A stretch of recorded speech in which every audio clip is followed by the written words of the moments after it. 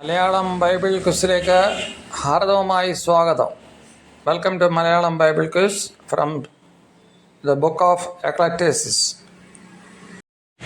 ഒന്നാമത്തെ ചോദ്യം: സൂര്യന് കീഴെ നടക്കുന്ന പ്രവൃത്തികളെ ഞാൻ കണ്ടു, ആര്? അതിൻ്റെ ഉത്തരം ശലോമോൻ. 1:14. ജ്ഞാനബാഹുല്യത്തിൽ മറ്റെന്തിൻ്റെ ബാഹുല്യമുണ്ട്?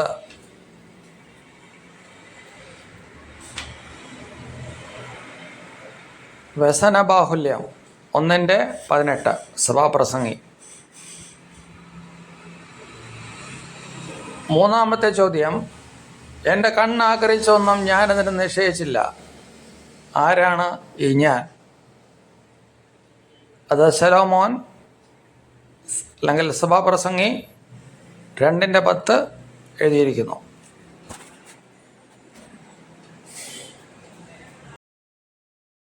നാലാമത്തെ ചോദ്യം: നീതിപ്രസംഗി ആര്?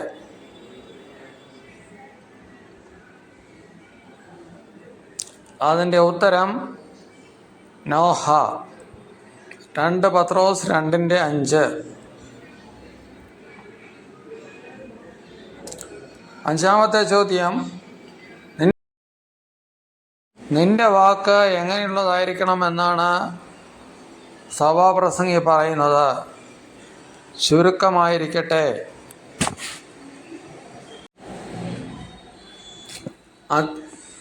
അധിപതിയുടെ കോപം നിന്റെ മേൽ ജ്വലിച്ചാൽ നീ എന്ത് ചെയ്യരുത് എന്നാണ് പറയുന്നത്? അതിൻ്റെ ഉത്തരം നിന്റെ സ്ഥലം വിട്ട് മാറരുത്. 10:1.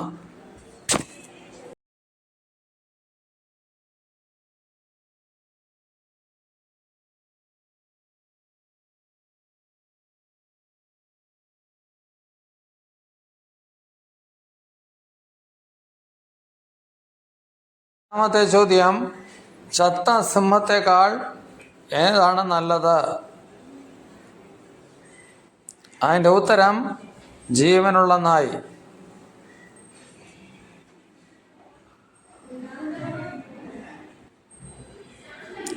നമ്മൾ 8ാമത്തെ ചോദ്യത്തിലേക്ക് കടക്കുകയാണ്. 8ാമത്തെ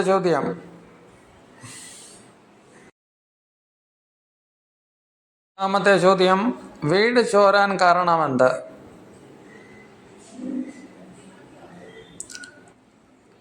അതിൻ്റെ ഉത്തരം കൈകളുടെ ആലസ്യം. 10:18.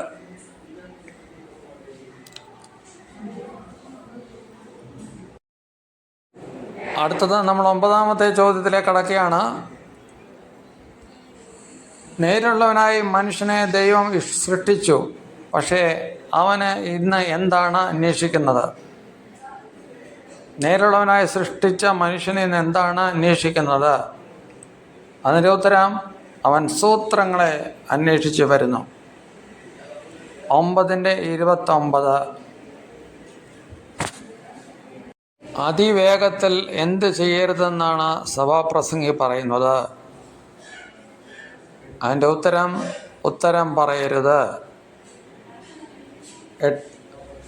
ഓരോന്നുണ്ടാക്കുന്നതിൽ അവസാനമില്ല, എന്നുണ്ടാക്കുന്നതിലാണ് അവസാനമില്ലാത്തത്?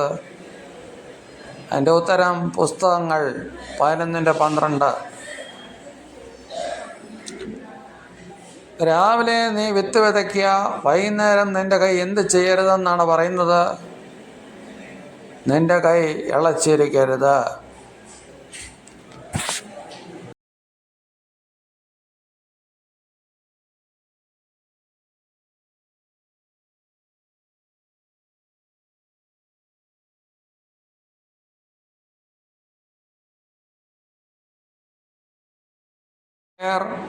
Kindly share, comment and subscribe. Thank you to all.